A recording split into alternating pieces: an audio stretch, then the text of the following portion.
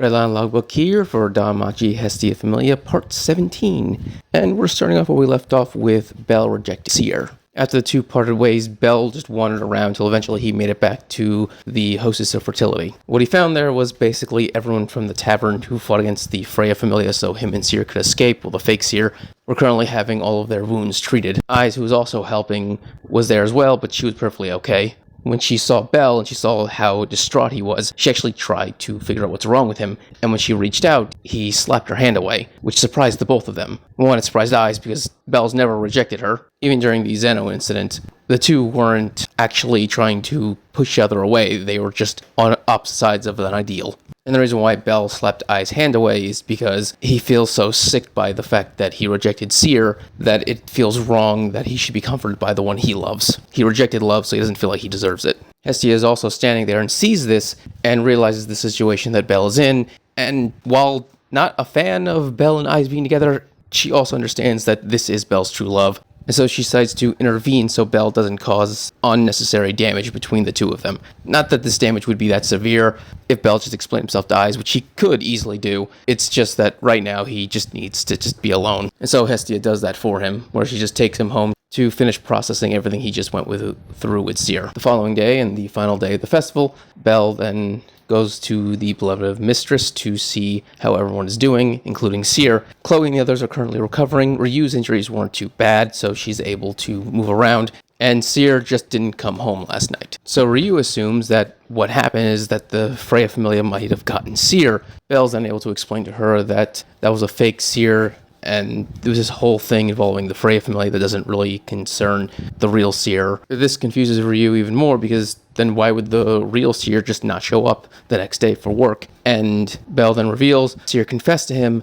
and he rejected her. This surprises Ryu, and then she demands, why would Bel reject Seer? That doesn't make sense. And she's about to say, if Seer isn't good enough, then what chance do I have? She, of course, cuts herself off before finishing that sentence, because she doesn't want to admit her feelings for Bel just yet. Bel explains that he's in love with someone else, and that he's been working to get closer to her. Ryu's response is, oh, of course, that makes sense. Of course there would be someone that you like. And she apologizes for not thinking of Bel's feelings. After getting past this little awkward moment, the two are then able to agree that they should go search for Seer together. Because Bel rested in the Hostess of Fertility, he didn't meet up with the rest of his familia who went home. So when they showed up at the Hostess of Fertility, they were all wondering what happened to Bel, what happened to everything. They wanted an explanation of what's going on. Welf, realizing what happened, because he was the one who told Bel he has to give Seer a proper answer, is able to calm everyone down, get him to stop, which then gives Bel a chance to explain that Seer went missing, and Welf then volunteers his entire familia to go searching. And so that's what happens. Welf takes the Hestia Familia group in one direction to look for Seer,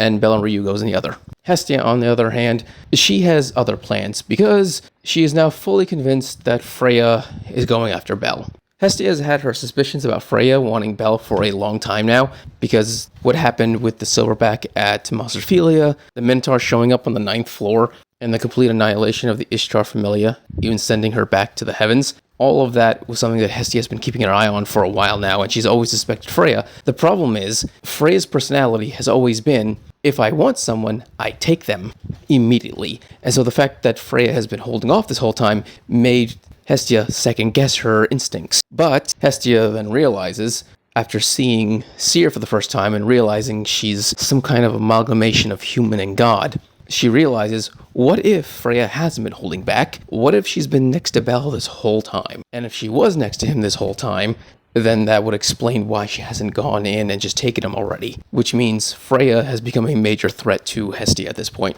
And so Hestia sets up a meeting with Hermes to confirm if her theory that Seer and Freya are the same person is true or not. In fact, Hestia is so desperate she even admits to herself that if Hermes can't give her a proper answer to this question, she'll just go to Loki and then owe her a favor. Unfortunately, Hestia never gets a chance to do either, because that is when Freya appears and gives her an ultimatum: hand over Bel. In the meantime, while this is happening, the entire Hestia Familia are completely annihilated by the Freya Familia. The Gulliver brothers and Alan go after the group being led by Welf. The Gulliver brothers crush each individual member of the Hestia Familia, excluding Welf, who is brutally stabbed to the gut by Alan. In fact, going forward, the relationship between Alan and Welf is going to be basically one screwing over the other, and the one getting screwed over calling the other one a bastard. The Hermes family even gets involved in this fight between the Gulliver brothers because Aisha was there watching over Haruhime, and then when she got involved, the rest of the Hermes family had to get involved, and they get also annihilated. And of course, the one to go after Bell is Otter. He shows up in front of both Ryu and Bell, demands immediate surrender by Bell. Both Bell and Ryu sense the bloodlust coming from Otter. They pull their weapons, obviously not planning on going peacefully, and it's over in an instant. Otter is so fast at a level 7 that neither Ryu or Bell, who are both level 4s at this time, could even see his movements. Ryu is just knocked through multiple buildings with a single swing of his arm, and Bell's head is just crushed into the ground by a single hand. The brutality of both of these attacks were insane, to the point where Hestia and Freya heard them where they were standing blocks and blocks away across the city. Freya then declares that that was the sound of her Familia annihilating Hestia's. Hestia denies this for a second, but at that moment, 4 weapons are thrown right next to her. Welf's greatsword, Makoto's katana, Haruhime's fan, and a magic sword that Lily had. And then Otter appears with Bell and throws him down between the two of them. Hestia tries to go to him, but Freya stops that from happening, saying that he no longer belongs to her. Freya then tells Hestia that she is going to do a familiar conversion of Bell to her, and if she doesn't, one by one, she will kill a member of Hestia's Familia. And if she continues to reject even to the end and saying something ridiculous like, I'll just wait for their souls to reincarnate, then she'll send Hestia back to the heavens and just take Bell. Hestia, trapped in this impossible position, is unable to give an answer. That's when Hermes appears. And he does what Hermes does. He spins lies with truth, and he's able to convince Freya to back off. The reason why he's able to do this is because Bell hasn't been converted to the Hestia Familia for a year yet. It's only been 6 months. And the way it works is that you can't transfer from Familia to Familia until a year has lapsed. So he convinces Freya, okay, you can keep Bell for another 6 months as kind of like a trial period, and when the 6 months are up, Hestia will then allow the conversion to your Familia. Hestia protests this, but Hermes is like, Hestia, you lost. Stop. I'm trying to save you. Hestia then resigns to accept the fact that, yeah, she did lose. Freya agrees to these terms because she doesn't want to send Hestia back to the heavens and takes Bell with her. While that's happening, Hestia is like, what am I supposed to do now, Hermes? You just let her take Bell. And Hermes is like, calm down. We have 6 months. We can do this. You have allies everywhere. Not just that, but Bell has also become very famous and liked across the city and not just the world. I guarantee you'll be able to find allies who will help you. On top of that, the guild can't just tolerate this. Freya crossed a line that she isn't allowed to cross. And so even if this leads to a war game, maybe, if we're lucky, we can get the Loki family involved. But no matter what, we have 6 months. We can do something. Freya, who has already been walking away and couldn't have heard any of this conversation, is of course smart enough to realize that they're having this conversation. And so she decides to turn back and then tell Hermes, I'm going to make sure there's some insurance. Hermes immediately realized what she meant by that, and he comes to the realization that they don't have 6 months. Everything he was planning has completely been blown away. They have minutes. He then takes out a piece of paper, scribbles something on it, rips a corner off, sticks in his hat, and then gives the written part to Hestia. He tells her to take the paper and to give it back to him at the right time. If she does it too early, he will be her enemy. Asfi then flies down carrying Ryu, who's unconscious because she went to go help her after the attack with Otter. She tries explaining that Otter attacked and kidnapped Bell. Obviously, Loki knows all this. He then tells Ryu to leave the city with Ryu to escape as fast as she can. Asfi demands an explanation, but Hermes just yells at her to do as he says. Surprised that he would yell at her like this, she obeys and flies off with Ryu. In the meantime, he then tells Hestia, when I say now, you need to raise your divine power as high as you can. Only you, a virginal goddess, can survive what's about to happen. Hestia then realizes what's coming, and at that very moment, a bright silver light begins to shine across Aurorio because Freya is using her charm on the entire city to brainwash it. Bell, while unconscious, actually can feel the brainwashing happening. To him, he's just having a dream where this great darkness tries to consume him, but a golden light inside of him is able to force back the darkness. This golden light obviously being his love for eyes. But when he looks around, he sees all the people he's ever known and loved in Aurorio, and they just start disappearing until he's all alone. He wakes from this dream, and he's in what he assumed is a hotel room at first, but then he realizes that this room is way too comfortable and way too put together for to be a hotel room. It has to be an individual's room. That's when he remembers, oh yeah, I was attacked by Otter, and most likely kidnapped. So he goes over to the window, and he sees there are people on the other side in the courtroom. And he goes, okay, so I can't escape through the window. I'll try going through the door of the room. He opens it up, and on the other end is Hedin. And the two basically go back into their master-apprentice roles at this moment, where Hedin is just lecturing Belle, and Belle is basically saying sorry. Belle finally asks, like, hey, what's going on? And Hedin's response is, you're late for breakfast, that's what's going on. He then grabs Belle, forces his head into a sink to basically wash up, then forces him to get dressed into the Freya Familia clothing, and then marches him to the executive dining room. Once they get there, Belle is confused because they're all acting like this is completely normal, like Belle wasn't just kidnapped and forced to be here, and it's basically just a very normal, pleasant breakfast. Belle finally asks what's going on, and their all responses, what do you mean? And this whole argument basically breaks out between Belle saying that he's a member of the Hestia Familia, and he's wanting to know why he's been kidnapped, and basically the Freya Familia saying, no, you are not. You are a member of our Familia. What are you jabbering about? What you're saying is completely insulting to the goddess. As Belle continues to argue against what they're saying, they then begin to suggest that he's probably been cursed or something, and they should go get him tested by Heath. At a certain point, Belle can't take it anymore and decides just to run away. Now, he knows that the Upklutz Adventures could easily catch him, but he does it anyway, and he just keeps running and running and running. Eventually, he makes it to the courtyard where a bunch of Freya Familia members are currently fighting in the baptism. They all start calling his name, challenging him to a fight. He doesn't recognize any of them, he doesn't know any of them, but they're acting very familiar to him. He ignores them, runs past them, and then continues all the way back into the main part of the city. Belle starts heading towards his home, Hearthstone Manor, when he just happens to run into Mord. At first, Mord is mad and angry that he just had some random person crash into him, but when he notices that he's a member of the Freya Familia, he starts to freak out. Belle tries to talk with him, tries to say, hey, no, we know each other, we're friends. You used to pick on me, but then we got closer. And Mord's like, I have no idea what you're talking about, I'm sorry.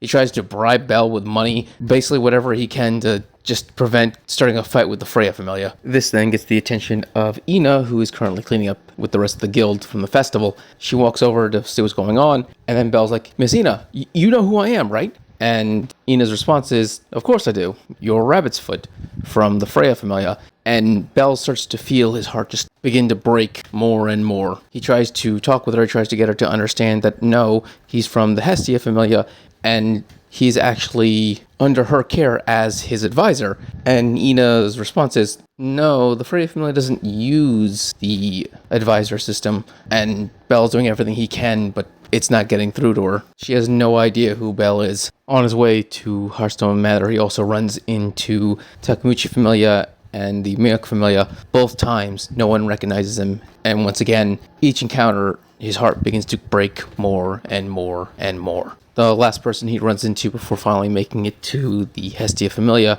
is actually Heath, a member of the Freya Familia that he does not recognize, know, or had any interaction with, but she talks to him and knows things about him that she shouldn't. The main thing, the fact that he likes salty snacks and he's not a big fan of sweet things. Belle's confused how she could possibly know all this information about him, but the reason for this is because Freya knew this information, because Freya was seer and she interacted with Belle all the time. So Freya brainwashed her own Familia with this information and then undid the brainwashing. As a result, everyone in the Freya Familia now has two memories, the real memories and the memories of having Belle as part of the Familia. Once again, Belle doesn't know any of this because he has no idea what's going on, and with this last thing causing his mind to go insane, he finally makes it to his home, or at least what should be his home, and he interacts with Hestia and the others, and just like everyone else, they reject him. No one in the Familia except for Hestia has any idea who Belle is, and Hestia is unable to do anything about it because she's constantly being surveilled by Otter. Because Freya knew that Hestia would be able to resist her charm because she is a virgin goddess. And so Hestia has to play dumb and pretend that she doesn't know who Belle is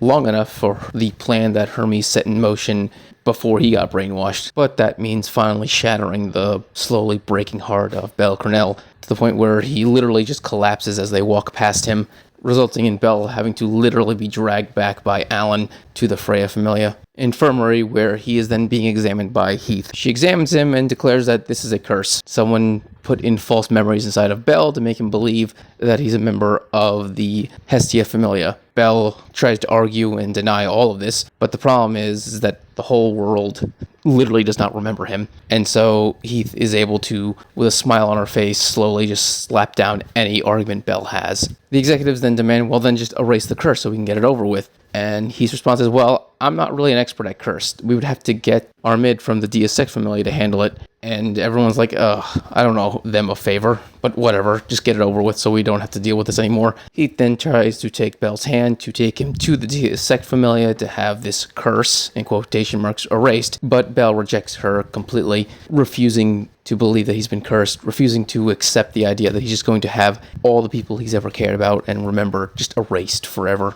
While Bel refuses to believe that all of his memories and everything he's ever been through is a lie and just some curse, he still can't go back to Hearthstone Manor because they'll just reject him again. And so he's stuck in the Freya Familia. He ends up going to the original room that he woke up in, and he begins to realize that this room very much feels like his room. All the armor and weapons are designed perfectly for his body and his grip. The trophies on the walls are definitely things that he would have kept. It just feels like another Bel existed and this was their life. This is their room. And so Bel is now beginning his first steps to believing the lie that he's been cursed. As for Hestia, while she knew all of this was a creation of Freya's charm, she wasn't in any better situation. The first thing she did, she decided to talk to all of her children. She quickly figured out that their entire lives basically had no change except for the erasure of Bel. So Haruhime was saved by Mikito, Lily was saved by Welf. The whole thing about the war game with Apollo was just erased altogether.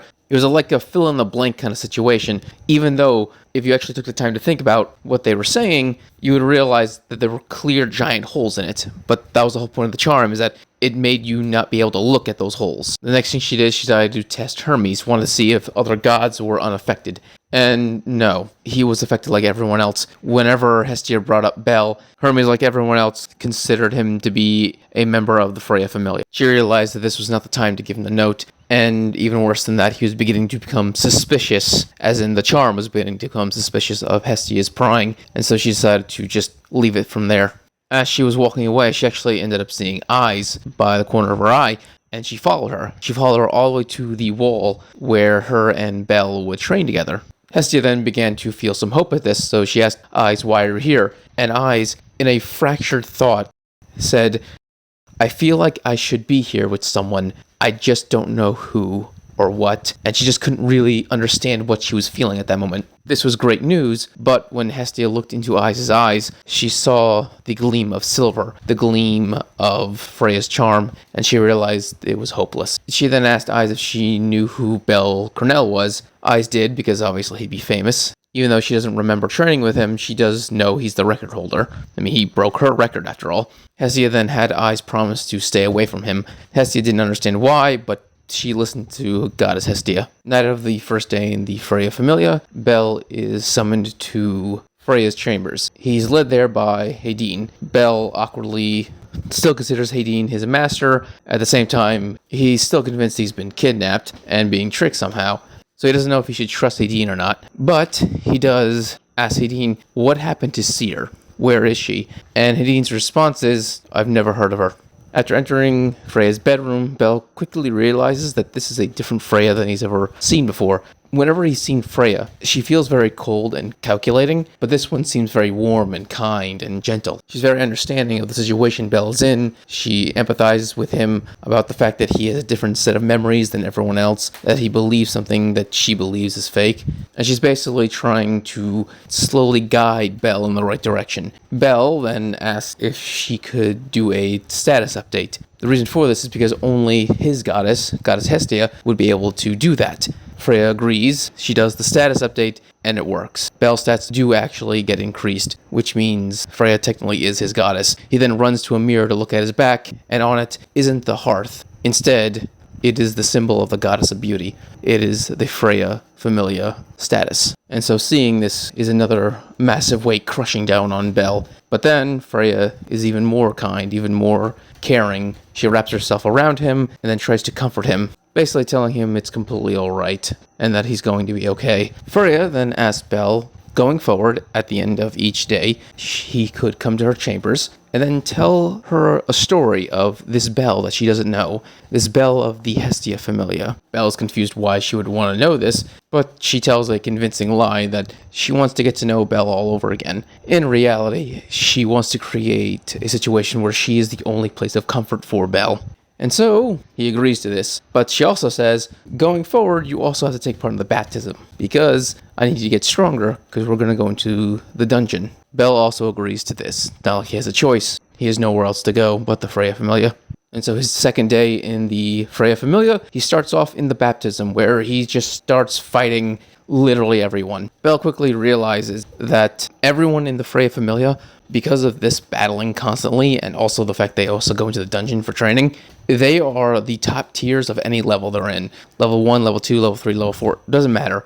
Their stats are nearly maxed out. They are all powerful. And at first, Belle is being overwhelmed because it's a giant free-for-all where everyone is trying to kill each other. And when I say kill each other, I mean literally, they fight to the death. It's not a metaphor. They stab and cut and crush each other to the point where they are nearly on the verge of death, where the light is about to leave their eyes. Then you are healed, and then you go back to fighting to near death once again, and you just completely repeat this over and over again until the sun nearly sets. Once again, Belle is nearly overwhelmed at the beginning of this, but of course he has Firebolt, which is a no-chant magic. And so with this, he's able to basically hold everyone off and actually wins against everyone else, level 4 and lower, showing that he is the strongest second-tier adventurer in all Aurorio. Unfortunately for Belle, that's a bad thing, because this baptism is supposed to be used by the Freya Familia to crush Belle. Not just his body, but his spirit. And so, he then is forced to train, in quotations, with the first tiers of the Freya Familia. And for the entirety of the day, he is crushed, stabbed, slashed, ripped apart, and put to the point of near death. In fact, the only reason why they stopped is because Belle lost too much blood. Hythe actually congratulates them, saying that he did really well. No one's ever been able to take a beating like that from the first-tier adventurers. Hagni also encourages him, while Hadine tells him that, yeah, well, going forward, this is going to be the norm. All the warriors that are near death are all dragged or carried back to home, where they then have a giant feast. After eating his fill, he is then invited back to Freya's chambers. The two then exchange stories of when Belle first joined Aurorio. Belle's is the one we already know, where he joined Hestia's Familia, but Freya's is basically, while Belle was looking at the monument to all the ancient heroes in the graveyard, that's where Freya met him. She invited him to join the Familia. He was super excited, and he almost passed out when he met Otter for the first time. Belle thought to himself, yeah, if that did happen, that's how I would act. Freya then brings up the story of Belle killing the goblin in the dungeon, and then immediately running back to tell it to Hestia, but of course in her version, it was telling to her. This really does hurt Belle, because this is an actual one of his memories, and no one should know about it, except for him, Hestia, and Ina, because Belle tells Ina everything. Well, at least everything involving his adventuring in the dungeon. And so now that Freya knows it, this is another thing, another weight added to the idea that his memories might be a lie. So yeah, Freya's very good at slowly just dropping more and more weight on top of Belle, crushing him bit by bit. After their long conversation, she then asked Belle to change her outfit because she says it's getting sweaty.